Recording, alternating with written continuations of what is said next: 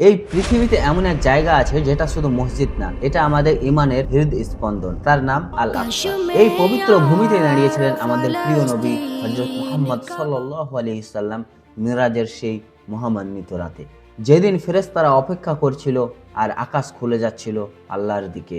এই মাটি সাক্ষী কত নবীর কান্না, কত সাহাবার সিজদা, কত হৃদয়ের আর্তনাদ। আল আকসা শুধু ইতিহাসের অংশ না, এটা আমাদের রক্তে লেখা উত্তরাধিকার।